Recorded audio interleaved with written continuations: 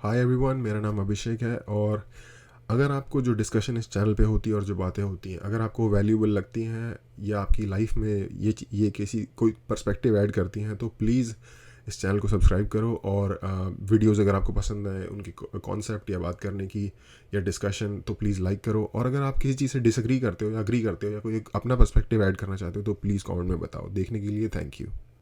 As Indians, हम लोगों के पास बहुत सारे रिचुअल्स होते हैं, आपने देखा होगा। और जस्ट ये नहीं कि हिंदुज़म में ही, अगर जो लोग हिंदू हैं इंडिया में होते हुए वो ही बहुत सारे रिचुअल फॉलो करते हैं। सभी धर्मों के लोग लगभग रिचुअल फॉलो करते हैं, अपने अपने उनके जो धर्मों के रिचुअल्स होते हैं। अब रिचुअल से मेरा कहने का क्या मतलब है? रिचुअल से मेरा मतलब ये है कि कोई ऐसी प्रथा या कोई ऐसी एक्टिविटी जो कि किसी पर्टिकुलर इवेंट के साथ जुड़ी हुई है, जो कि एक इंसान की लाइफ में होती है। फॉर एग्जांपल, हिंदूज़ में मुंडन होता है, जब एक बच्चा 4-5 साल का होता है, उसके बाल शेव कर देते हैं, हेड शेव कर देते हैं।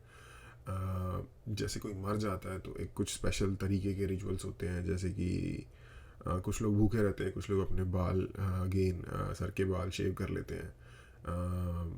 कुछ लोग व्रत करते हैं या एक स्पेसिफिक तरीके का खाना खाते हैं जिसमें नमक नहीं होता या कुछ नहीं होता, इस तरीके से। और स्पेशल प्रेयर्स होती हैं, जैसे कि कोई मर गया तो उसकी मरने के ऊपर। सेम ऐसे ही मुस्लिम्स में जब बच्चा छोटा होता है तो एक प्रथा होती है खतना करवाने की। जब कोई मर जाता है तो एक स्पेशल प्रेयर पढ़ी जाती है उसके मरने के लिए, जिसको फातिहा कहते हैं। ऐसे ही क्रिश्चियंस में जब बच्चा छोटा होता है तो एक चीज़, जब बंदे को क्रिश्चियन बनाया जाता है तो एक चीज़ होती है जिसको कहते हैं बैप्टिज्म। जैसे कोई मर जाता है तो जिसको कहते हैं फ्यूनरल, एक खास तरीके की प्रेयर होती है, लोग इकट्ठा होते हैं, एक खास तरीके से फॉलो करते हैं। एक हर्स होती है, उसमें बंदे की बॉडी रखी जाती है एक कॉफिन के अंदर, और उसको लेके जाया जाता है, एक प्रोसेशन होता है। उनका अपना तरीका है, हर किसी का अपना तरीका है। और सिर्फ यही नहीं है कि धर्मों के लोग, अगर आप पूरी दुनिया में चले जाओगे तो डिफरेंट तरीके की, अफ्रीका में ट्राइब्स हैं, लैटिन अमेरिका में, ब्राज़ील में ट्राइब्स हैं जो डिफरेंट तरीके के रिचुअल्स फॉलो करते हैं इंसान की ज़िंदगी के एक पर्टिकुलर टाइम पे। जैसे कि एक ट्राइब के बारे में मैंने सुना था, शायद अफ्रीका में या लैटिन अमेरिका में कहीं पे, कि जब एक लड़का कम ऑफ एज आ जाता है तो उसको एक बुलेट आंट एक बहुत ही ज़्यादा दर्दनाक तरीके से काटने वाली एक चींटी होती है, उसके घोंसले में हाथ देना होता है, और तब तक कुछ एक स्पेसिफिक टाइम तक अंदर रखना होता है, और चींटियाँ उस बीच में उसका हाथ पूरा काट के स्वेल कर देती हैं। बहुत ज़्यादा पेन होता है, वो अनइमेजिनेबल लेवल का। और अब उसका रीज़न क्या हो सकता है अगर हम देखें तो, और क्यों ये इम्पॉर्टेंट हो सकता है।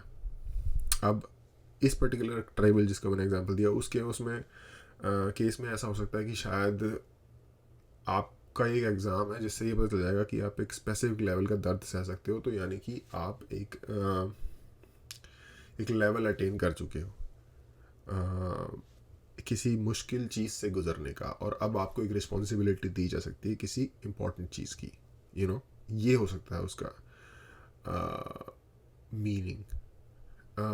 हम अपने यहाँ अगर बात करें तो मुंडन का क्या मतलब होता है, शायद अगर देखा जाए, जब छोटा बच्चा होता है वो 7-8 साल का होता है, उसका मुंडन होता है, उससे पहले उसके बाल बड़े बड़े होते हैं।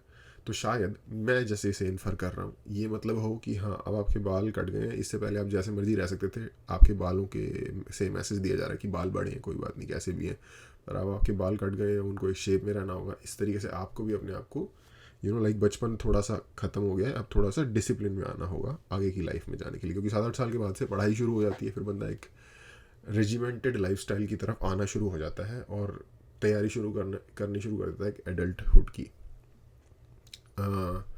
ऐसे ही बैप्टिज्म फॉर एग्जाम्पल क्रिश्चियंस में आप ले लो, तो वो अपने आप को डोनेट करता है कि ठीक है, आज मुझे एक स्पेसिफिक टैग मिल गया, या टैग शायद नेगेटिव वर्ड हो जाए तो पोजीशन मिल गई है, और अब मुझे मेरे ऊपर रिस्पॉन्सिबिलिटी है कि मैं उसको रिप्रेजेंट करूँ बेस्ट लाइट पॉसिबल में। तो ये जो जितने भी ये जो रिचुअल्स हैं, ये जस्ट रिचुअल नहीं है, सिर्फ एक वेस्टेज ऑफ टाइम और मनी, जैसा कि अब लोग सोचना शुरू हो गए इनके बारे में। ऐसा नहीं है, ये कुछ रिप्रेजेंट करते हैं अपने आप के अंदर। हालांकि लोगों का कॉन्ग्रीगेशन, क्योंकि इनमें से कुछ भी जब होता है तो पूरी सोसाइटी इकट्ठी होती है, पूरी कम्युनिटी इकट्ठी होती है, वो भी अपने आप में एक बहुत इंपॉर्टेंट चीज़ है कम्युनिटी का इकट्ठा होना, क्योंकि उससे लोगों के बीच में आपस में कनेक्शन रहता है। और अगर आपको वो चीज़ बहुत बुरी लगती है, जिसके कि बुरे पार्ट हैं नो डाउट, तो आप ज़्यादातर वेस्ट की सोसाइटी में अगर आप जाएंगे तो वहाँ पे जो लोनलीनेस सोसाइटी में परवेड की हुई है, वो लोग उससे जितना दुखी हैं, उनको जाके जब आप मिलोगे या उनसे कभी बात करोगे तो आपको पता चलेगा कि ये चीज़ एक्चुअली में कितनी इंपॉर्टेंट है सोसाइटी को होल्ड करने के लिए, एज ए ग्लू का जो ये काम करती है। बट वो एक डिफरेंट टॉपिक है। अब हो क्या रहा है कि ये रिचुअल धीरे धीरे गायब तो नहीं हो रहे, लेकिन इनकी इंपॉर्टेंस कम होती जा रही है, इतना कहना, और धीरे धीरे शायद ये गायब होने की दिशा में भी बढ़ जाएंगे। अब हो क्यों रहा है कि बहुत सारे लोग साइंटिफिक वाइड स्प्रेड नॉलेज और अवेयरनेस फैलने की वजह से, इन्फॉर्मेशन हर जगह एक्सेसिबल होने की वजह से अपने आप को काफ़ी ज़्यादा रिलीजन से डिस्टेंस कर रहे हैं। अगर आपको लगता है कि रिलीजियस फैनेटिसिज्म बढ़ रहा है तो ऑफकोर्स वो बढ़ रहा है, लेकिन बेसिकली जो उससे ज़्यादा तेज़ी से रिलीजन से अपने आप को डिस्टेंस करना बढ़ रहा है। फॉर एग्जांपल एथीज़म उससे ज़्यादा तेज़ी से बढ़ रहा है। सबसे ज़्यादा कोई धर्म बढ़ रहा होगा अगर इस दुनिया में, उससे भी ज़्यादा तेज़ी से रिलीजनिज्म या फिर एथीज़म बढ़ रहा है। तो उसकी वजह से ये हो रहा है कि क्योंकि ये जो जितने भी रिचुअल्स होते हैं ये रिलीजन के साथ जुड़े होते हैं। अब इसका लोग डिफरेंट तरीके से कह के मजाक उड़ाते हैं। फॉर एग्जांपल एक बहुत कॉमन आपने इंडिया में सुना होगा कि लोग दूध किसी को देने की बजाय एक मूर्ति के ऊपर वेस्ट कर देते हैं। ठीक है, लॉजिकल बनता है, सुनने में लॉजिकल लगता है, बट उसके पीछे का जो जो मैसेज है या फिर जो उसके पीछे का वो कुछ रिप्रेजेंट कर रहा है, वो अपने आप में एग्जैक्टली कोई एब्स्ट्रैक्ट चीज़ नहीं है। वो कुछ स्टोरी है, जिस स्टोरी को रिप्रेजेंट कर रहा है उसके पीछे एक वो है। इसके लिए एक वर्ड है जो मुझे इस वक्त याद नहीं आ रहा, बेसिकली रिप्रेजेंटेशन है। एनीवेज, तो लोग धीरे धीरे उन रिचुअल्स को भी डिस्कार्ड करते जा रहे हैं जैसे जैसे वो रिलीजन को डिस्कार्ड करते जा रहे हैं। अब मैं यहाँ ये नहीं कह रहा, बिल्कुल भी इस बात को एडवोकेट नहीं कर रहा कि आपको बिलीव करना चाहिए कि गॉड है कि नहीं है, या फिर आपको ये बिलीव करना चाहिए किसी पर्टिकुलर रिलीजन में। But the rituals attach with it are are gonna be in a vacuum, और इसका मेरा कहने का क्या मतलब है, रिचुअल वैक्यूम में नहीं है, ठीक है, वो उसके साथ अटैच है। और जब रिलीजन डिस्कार्ड होता है तो उसके साथ का रिचुअल भी डिस्कार्ड हो जाता है। अब चीज़ ये है कि अगर हम उन रिचुअल्स को डिस्कार्ड कर देंगे तो उनके साथ आने वाला जो मैसेज है वो भी डिस्कार्ड हो जाएगा। और ये बहुत बड़ी बहस है जो एथीज़म को, जैसे सैम हैरिस जैसे लोग जो एथीज़म को एडवोकेट करते हैं वर्सेस जो लोग रिलीजन को एडवोकेट करते हैं। इस वक्त कोई पर्टिकुलर नाम दिमाग में नहीं आ रहा। जॉर्डन पीटरसन का नाम इसलिए नहीं लेना चाहूँगा कि वो स्पेसिफिकली रिलीजन को एडवोकेट नहीं करता, हालांकि वो प्रो रिलीजन है, इतना मेरे को अंडरस्टैंडिंग है उसकी बातें सुन के। बट एनीवेज, जो प्रो रिलीजन और एंटी रिलीजन जो लोग हैं, वो लोगों के बीच में एक बहुत बड़ी बहस है कि अगर रिलीजन छूट जाएगा, जो कि प्रो रिलीजन लोगों का वो है, तो हमारे जो मोरालिटी है वो डिके हो जाएगी, क्योंकि वो देखते हैं मोरालिटी को जुड़ा हुआ रिलीजन के साथ, जो कि पर्सनली मैं नहीं मानता। पर मोरालिटी किसी ना किसी चीज़ के साथ तो जुड़ी होती है, किसी ना किसी चीज़ के साथ तो मोरालिटी आपको फ्लोट करनी होती है, सोसाइटी में इंट्रोड्यूस करनी होती है। आई थिंक मेरी अंडरस्टैंडिंग के मुकाबले बहुत ज़्यादा उसका बड़ा पार्ट जो है, जो मोरालिटी आप इंट्रोड्यूस करते हो, वो इन रिचुअल्स के थ्रू होती है। ये एक बहुत ज़्यादा रिप्रेजेंट करते हैं कुछ चीज़ों को, जिनको कि जैसे कि मैंने कहा था, रिस्पॉन्सिबिलिटी, ठीक है, किसी चीज़ की रिस्पॉन्सिबिलिटी लेना या कॉम्प्रोमाइज़ करना, या अपने किसी और बड़ी चीज़ के लिए अपनी किसी चीज़ को कॉम्पनसेट कर देना, लाइक एक त्याग वाली जो भावना होती है। और ये सारी चीज़ें एक दूसरे से जुड़ी हुई हैं। आपको रिस्पॉन्सिबिलिटी का एहसास होगा, उसके लिए आप त्याग करोगे, उससे आपकी रिस्पेक्ट आएगी अपने खुद के लिए, किसी और से नहीं। लोग करेंगे वो एक अलग चीज़ है, बट अपने लिए खुद के लिए रिस्पेक्ट आएगी। तो हमें समहाउ, अगर हमें मोरालिटी को प्रिजर्व करना है तो हमें समहाउ इन रिचुअल्स को प्रिजर्व करना होगा।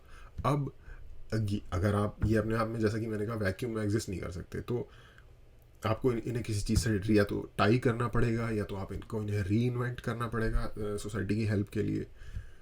तो एक तरीका इसका ये है, आप इसको पूरी तरीके से री इन्वेंट कर दो जो कि साइंटिफिकली अप्रोप्रिएट हो।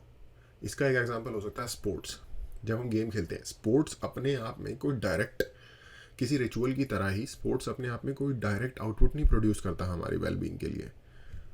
सिवाय उनके जो खेल रहे हैं उनको एक फिजिकल एक्सरसाइज मिल रही है जिससे उनका फ़ायदा हो रहा है, बट जो देख रहे हैं उनका कोई डायरेक्ट बेनिफिट नहीं हो रहा। जैसे कि रिचुअल में जो लोग इकट्ठे होते हैं उनको कोई डायरेक्ट बेनिफिट नहीं होता, सिर्फ वो विजिट करने जाते हैं अगेंस्ट। लेकिन स्पोर्ट्स एक वो कम्युनिटी वाली स्पिरिट देता है रिचुअल की तरह, और जो खेल रहे होते हैं या फिर जो देख भी रहे होते हैं इनफैक्ट उनके लिए भी वो वैल्यूज़ क्रिएट करता है, जैसे कि टीम प्लेइंग, ठीक है, दूसरों के लिए सेक्रीफाइस करना, ठीक है, आखिरी जिसे कहते हैं कि उम्मीद तक कोशिश करना, ठीक है, मतलब फाइट करना बेसिकली एक अच्छे है उसमें।